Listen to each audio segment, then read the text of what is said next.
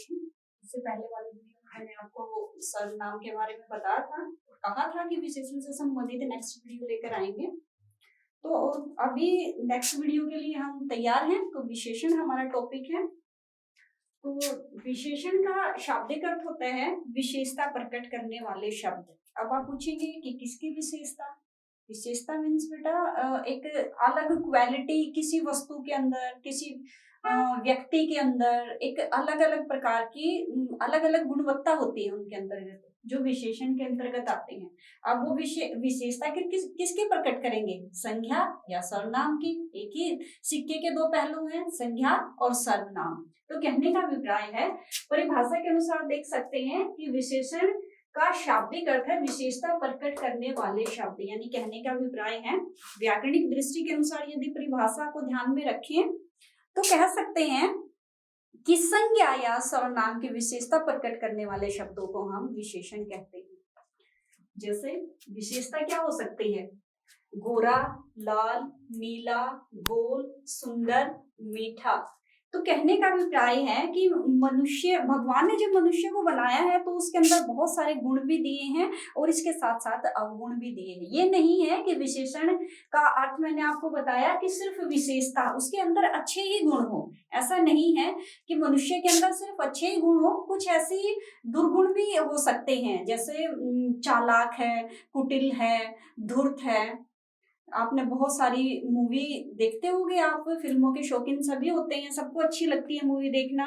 तो उसमें एक साइड होता है हीरो और दूसरी साइड होता है विलन। तो विलन के अंदर उसके अपने गुण होते हैं, हीरो के अंदर है वो उसके गुण होते हैं। यानी कहने का अभिप्राय है कि अलग अलग गुणों के बारे में वर्णन करने वाले, चाहे वो अच्छे गुण हैं चाहे वो अवगुण हैं, तो उनका वर्णन करने वाले यानी उनके बारे में बताने वाले शब्दों को हम विशेषण कहते हैं। संज्ञा और सर्वनाम की विशेषता प्रकट करने वाले शब्दों को हम विशेषण कहते हैं। जैसे यह गाड़ी कैसे रंग की है, आपको दिखाई दे रही है, सफेद रंग की है। इसके ऊपर जो मिरर लगा हुआ है, ग्लास लगा हुआ है, वो आपको ब्लैक कलर का यानी काले रंग का नजर आ रहा है। तो ये इस गाड़ी की विशेषता है। मार्कर क्या है? वो रेड कलर का है, ये भी एक इसकी विशेषता है। दूसरा मार्कर हम ये दिखा सकते हैं काले रंग का है, ये इसकी एक विशेषता है।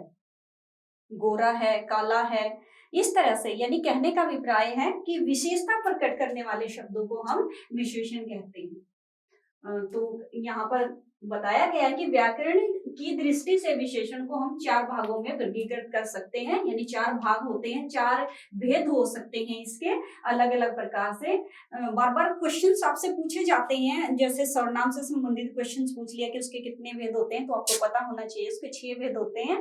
इसी तरह से विशेषण के यहाँ पर 4 भेद यहाँ पर बताए गए हैं। बार बार क्वेश्चंस पूछे जाते हैं आपसे, तो सबसे आपको ध्यान रखना चाहिए कि व्याकरण की दृष्टि से विशेषण को 4 भागों में वर्गीकृत करते हैं। यानी इसके 4 पार्ट होते हैं, 4 भागों में इसको डिवाइड किया गया है, बांटा गया है। तो सबसे पहले हमारा गुणवाचक विशेषण। अब मैंने शुरू में ही आपको बताया है, गुण और अवगुण साथ लेकर चलेंगे हम। गुण के अंतर्गत आता है सरल स्वभाव, योग्य व्यक्ति, ये इसके गुण होते हैं। और जैसे अच्छा है, मीठा है, वो उसके गुण हैं। इसके साथ साथ अवगुण का भी मैंने वर्णन किया है।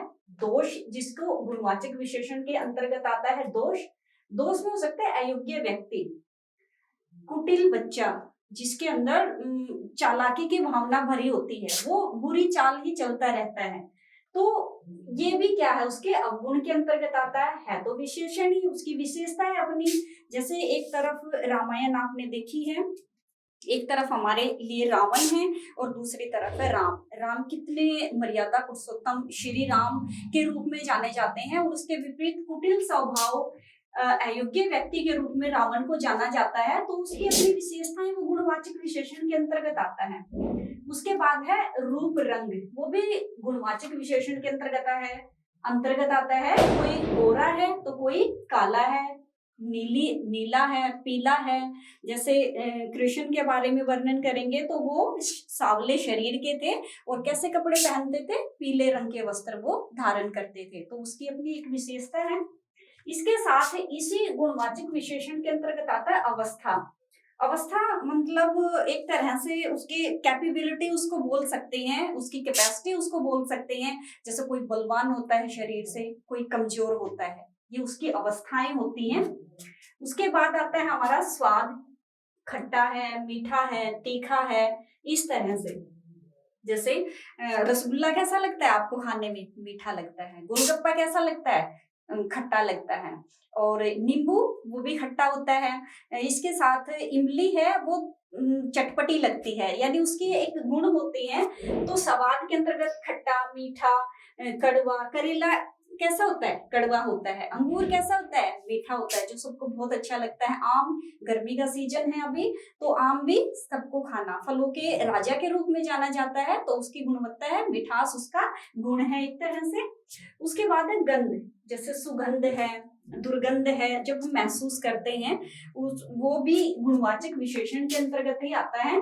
नेक्स्ट इसी के अंतर्गत आता है बेटा स्थिति, अगला पिछला। जैसे एक विद्यार्थी, मैं फर्स्ट स्टेप पे हूँ, दूसरी मेरे से बाद में खड़ा है, तो अगला पिछला। जैसे आप कर्मानुसार बैठते हैं विद्यालय में, जब आप जाते हैं बेंचेस कर्मानुसार तरतीब वहां पर लगाई जाती है, फर्स्ट, सेकंड, थर्ड, इस तरह से, अगला पिछला, इस तरह से। ये सब किसी के अंतर्गत आता है? स्थिति के अंतर्गत। फिर आता है देश काल, नाम से स्पष्ट है, देश मीन्स देश, काल मीन्स वहां का वातावरण, वहां का समय।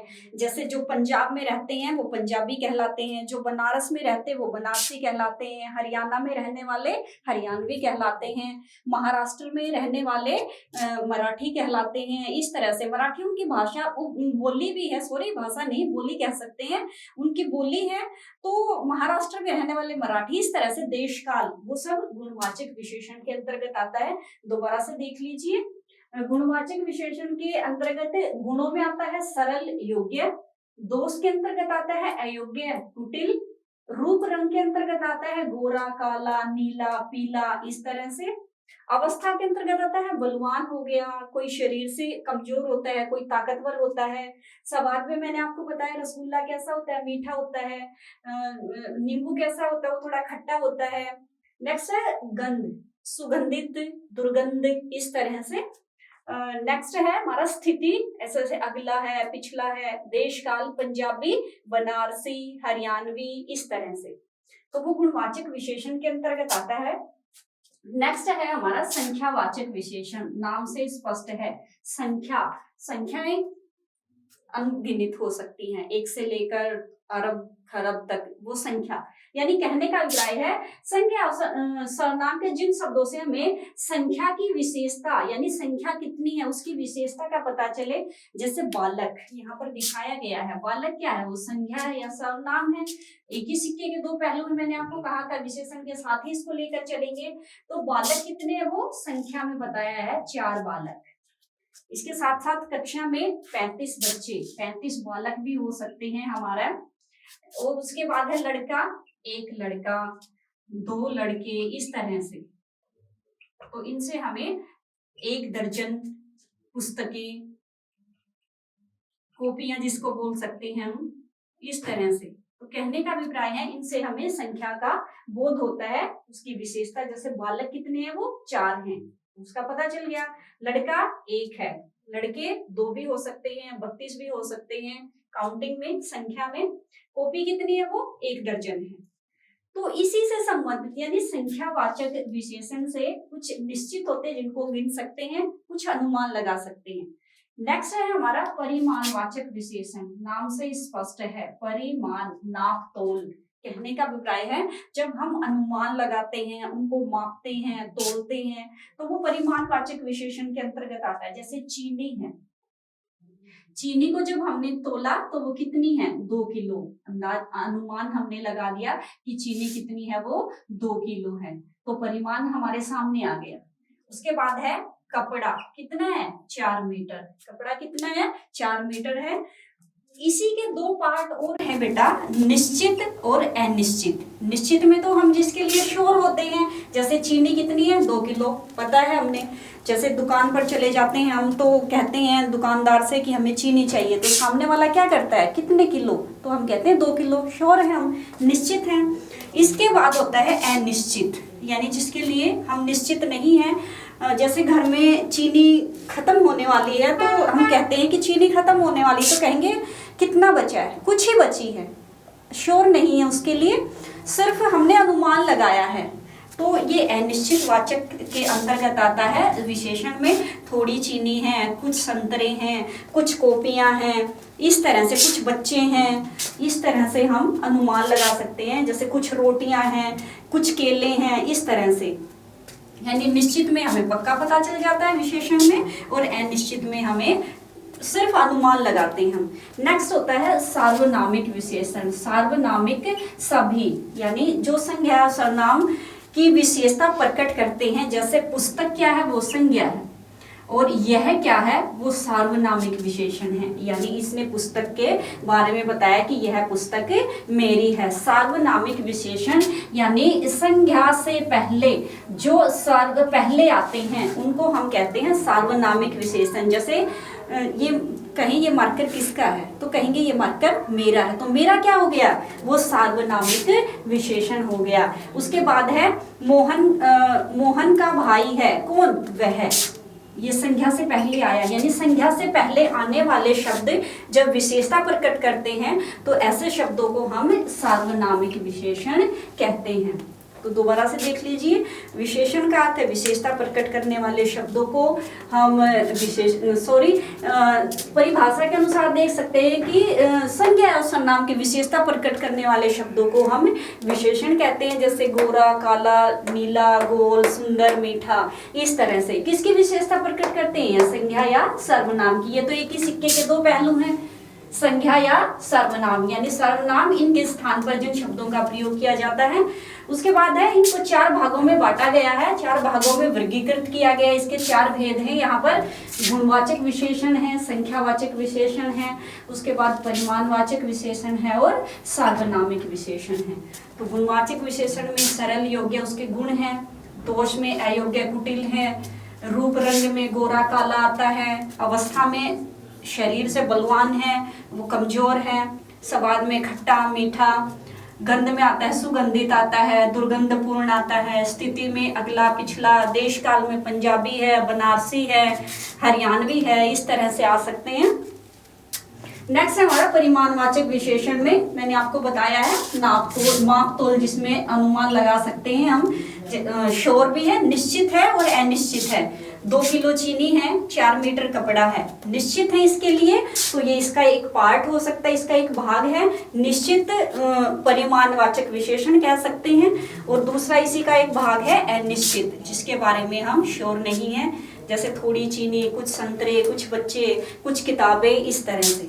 नेक्स्ट है हमारा सार्वनामिक विशेषण। सार्वनामिक ऐसे शब्द हैं जो संज्ञा से पहले प्रकट आते हैं और संज्ञा की विशेषता को प्रकट करते हैं। उदाहरण दिए गए हैं, यह पुस्तक मेरी है, तो यह सार्वनामिक विशेषण का रूप है।